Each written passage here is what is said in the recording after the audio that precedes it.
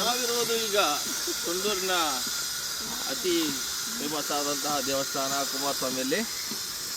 ಈಗ ಟ್ರೆಕ್ಕಿಂಗ್ ಮೂಲಕ ನಾವು ವಿಭೂತಿ ಹೊಂಡಕ್ಕೆ ಹೋಗ್ತಾ ಇದ್ದೀವಿ. ಎಕ್ಸಾಕ್ಟಾಗಿ ಕುಮಾರಸ್ವಾಮಿ ದೇವಸ್ಥಾನದ ಎದುರುಗಡೆ ಒಂದು ಪುಷ್ಕರಣಿ ಇದೆ. ಆ ಪುಷ್ಕರಣಿಯಿಂದ 1.5 ಕಿಲೋಮೀಟ್ರ್ ಆಗ್ಬೋದು. ಅಲ್ಲಿ ಹೋದರೆ ಈಗೇನು ಕುಮಾರಸ್ವಾಮಿ ಅಂತಿದ್ದಾರ ಅವ್ರದ್ದು ತಾಯಿ ಜೊತೆಗೆ ಜಗಾಡ್ಕೊಂಡು ಇಲ್ಲಿ ಬಂದು ನೆಲೆಸಿದಾಗ ತಾಯಿ ಹೇಳಿದಂತೆ, ನಾನು ಹಾಲು ಕುಡಿಸಿದ್ದ ನನಗೆ ವಾಪಸ್ ಕೊಟ್ಬಿಡು ಅಂದಾಗ ಆ ಕುಮಾರಸ್ವಾಮಿ ಕಕ್ಕೊಂಡಿದ್ದು ಹಾಲೇ ಇದು ವಿಭೂತಿ ಹೊಂಡ ಅಂತ ಇದೆ. ಬನ್ನಿ ನೋಡೋಣ. ಇದೇ ನೋಡಿ ದಾರಿ, ಇಲ್ಲಿ ವಿಭೂತಿ ಗುಡ್ಡಕ್ಕೆ ಹೋಗೋಕ್ಕೆ. ಅಲ್ಲಿ ಒಂದು ಸಣ್ಣದೊಂದು ಮುಂದೆ ಬಂದರೆ ಒಂದು ಸಣ್ಣದೊಂದು ತೆಗ್ಗಿದೆ. ಆ ತೆಗ್ಗಲ್ಲಿ ಅಂದರೆ ನಿಮ್ಮ ಬೆಂಗಳೂರು ಭಾಷೆಯಲ್ಲಿ ಹುಂಡಿ ಅಂತಾರೆ, ಕುಂಡಿ.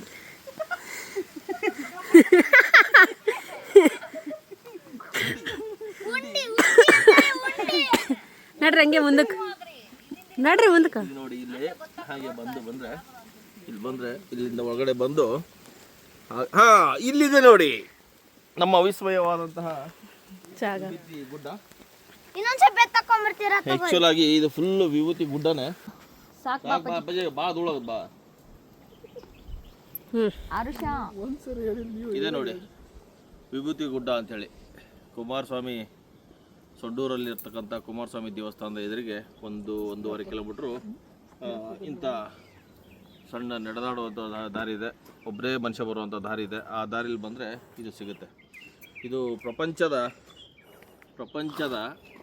ಅತಿ ವಿಶೇಷವಾದ ಸ್ಥಳ ಅಂತ ಹೇಳ್ತೀವಿ. ಯಾಕಂದರೆ ಇಲ್ಲಿರ್ತಕ್ಕಂಥದ್ದೆಲ್ಲ ಕೆಂಪು ಮಣ್ಣು, ಅಂದರೆ ಮೈನಿಂಗ್ ಅಂತಾರೆ ಅದಕ್ಕೆ. ಐರನ್ ಓರ್ ಇರ್ತಕ್ಕಂಥ ಕೆಂಪು ಮಣ್ಣಲ್ಲಿ ಇದು ಈ ಟೈಪ್ ಇರೋದಂಥ ಬಿಳಿ, ಇಲ್ಲಿ ನೋಡಿ ಸ್ವಲ್ಪ ಹತ್ರ ಬನ್ನಿ, ಇದು ಬಿಳಿ ಥರ ಇದು ಸಿಗ್ತಾಯಿದೆ. ಅಂದರೆ ಇದಕ್ಕೆ ವಿಭೂತಿ ಗುಡ್ಡ ಅಂತಾರೆ.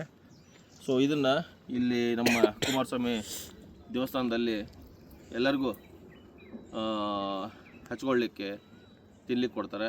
ಇದರಲ್ಲಿ ವಾಡಿಕೆ ಏನಂದರೆ ಹುಟ್ಟಿದಂಥ ಮಕ್ಕಳು, ಒಂದು 5 ವರ್ಷದ ಮಕ್ಕಳು ವಾಮಿಟ್ ಮಾಡಿದರೆ, ಕಕ್ಕೊಂಡ್ರೆ ಹಾಲು ಕುಡಿದು, ಆಮೇಲೆ ಇಲ್ಲ ಅಂದರೆ ಜೊಲ್ ಬರ್ತಾಯಿದ್ರೆ ಆ ಟೈಪ್ ಅವ್ರಿಗೂ ಸ್ವಾಮಿಯರು ಹೇಳಿ ಒಂದು ಸ್ವಲ್ಪ ಪುಡಿನ ಕೊಡ್ತಾರೆ, ತಿನ್ನಿಸಿದರೆ ಕಡಿಮೆ ಆಗುತ್ತೆ ಅಂಥೇಳಿ. ಅದು ನಂಬಿಕೆ.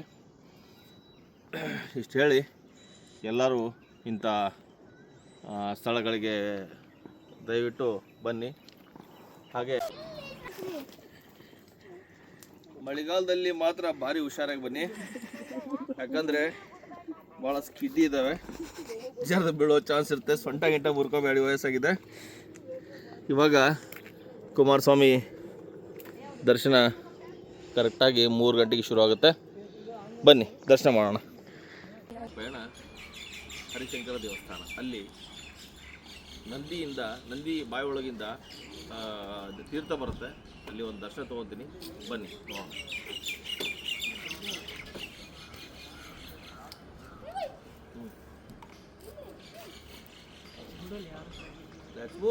Let's go.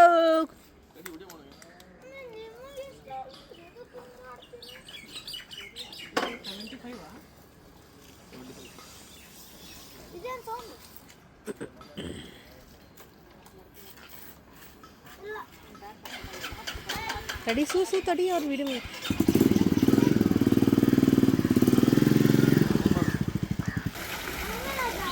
ಕುಮಾರಸ್ವಾಮಿಯಲ್ಲಿ ತಿಳಿಸ್ಕೊಂಡಂಗೆ ಹರಿಶಂಕರ ದೇವಸ್ಥಾನ ಅಂತ ಹೇಳ್ತೀನಿ. ಅದೇ ರೀತಿ ನಮಗೆಲ್ಲರಿಗೂ ಹರಿಶಂಕರ ದೇವಸ್ಥಾನದಲ್ಲಿ ಬಸವಣ್ಣನ ಬಾಯಿಂದ ತೀರ್ಥ ಬರುತ್ತೆ. ಸೊ ಅದು ನೀರು ಎಲ್ಲಿಂದ ಹರಿದು ಬರ್ತಾ ಗೊತ್ತಿಲ್ಲ, ಬಟ್ ಅದು ನಿಮ್ಗೆ ಹತ್ತಿರದಿಂದ ತೋರಿಸ್ತೀನಿ. ಅದು ಕುಡಿಯೋಕ್ಕೆ ನಿಮ್ಗೆ ಎಂಥ ಮಿನರಲ್ ವಾಟರ್ ಕೂಡ ಅದ್ರ ಮುಂದೆ ಫೇಲು, ಅಷ್ಟು ಚೆನ್ನಾಗಿದೆ. ಬನ್ನಿ ನೋಡೋಣ.